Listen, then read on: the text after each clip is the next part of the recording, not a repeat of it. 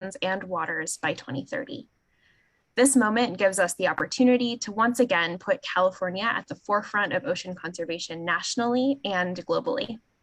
On today's panel, we'll have a chance to hear from experts on how marine reserves work and why protecting 30% of our state waters is critical for ocean health. We'll also learn how California can set the gold standard for marine protection and set the tone for a national and global ocean decade. With that, we'll just dive right in.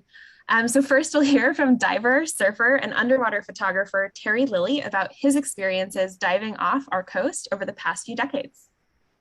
So take it away, Terry. Thank you for inviting me on this program. It's really important to me. As a lot of you know, I've been around for a little while, and I grew up at San Onofre in Southern California. My father was a big-time fisherman and surfer and diver way back many years ago. I started surfing, spearfishing, and diving when I was 4 years old. And one of my main jobs as a little kid is when I came in from surfing at San Onofre, the water was always crystal clear.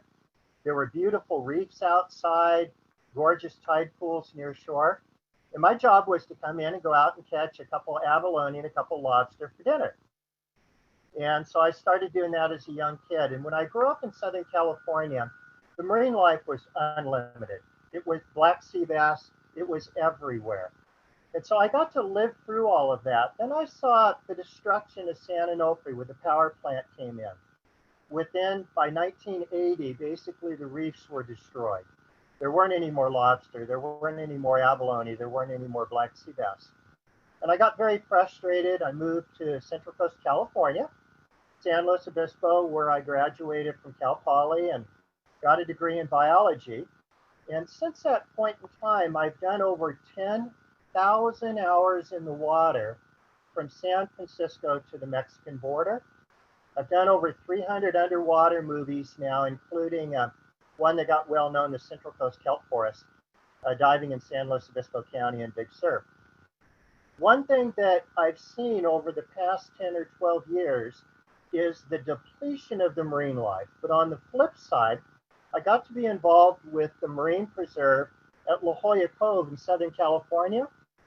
And within a matter of a 20-year period of time, I just got done doing a documentary movie there, finished it about a week ago, that I have actually seen the marine life in La Jolla Cove back to the Southern California was 50 years ago. Giant black sea bass living there, 4 species of abalone, thousands of lobsters. That got me so excited to sit there and say, okay, we have that ability to create something here in California and recreate a sustainable fishery, ecotourism, and help protect our coastline. I got so excited with the La Jolla Cove program, I got a grant, and I went to 28 countries in the world, from the Galapagos to Indonesia to Palau, to do underwater documentary movies on their successful marine preserves. And I'm taking all of these movies and information back to California now to help all of you and to help the state of California achieve this goal of protecting 30% of our coastline. And the last thing and most important, everywhere in the world I've ever been studying marine life, and National Geographic, I got a series, says I've probably been underwater more than anyone on the planet. You have to have baby farms up and down the coastline. You just have to. If you're going to have sustainable fishery, you got to protect the areas for these animals to have offspring. And that's the direction they're going in California. And I just thank you all for doing what you're doing here. Thanks, Terry, for sharing your experiences on the coast. Next up, we have Dawn, Professor Dawn Murray, professor in the Environmental Studies Department at Antioch University, who's going to be talking. Oops. Dawn, sorry, one sec. I think we're getting a little bit of feedback. There we go. To talk about the science behind marine protected areas. Awesome. Dawn, I think you can unmute now and get started. Great. Thank you.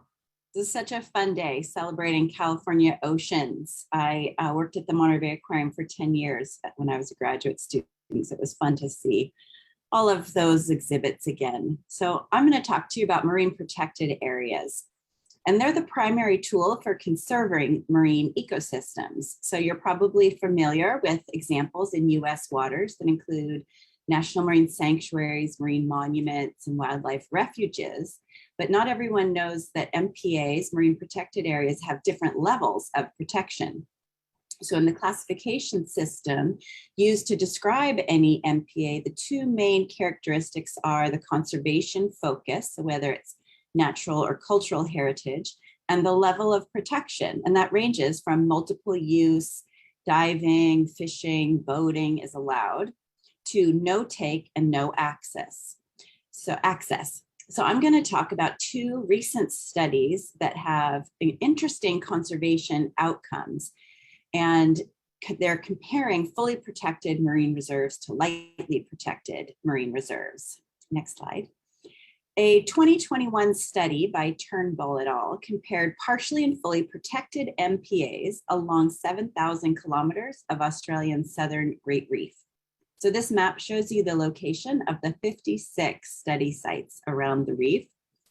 The numbers here are the number of sites in each region. So there were 5 sites sampled off of Tasmania. Important to note is that California has the second largest marine protected area network in the world. So this is second only to Australia's Great Barrier Reef. Next slide. This table shows the results of their analysis for the partially protected versus fully protected sites, and comparing that to open areas outside of marine protected areas with no restrictions on activities. And what this shows you is that fully protected areas have significantly more fish diversity, species richness, significantly more fish biomass, and significantly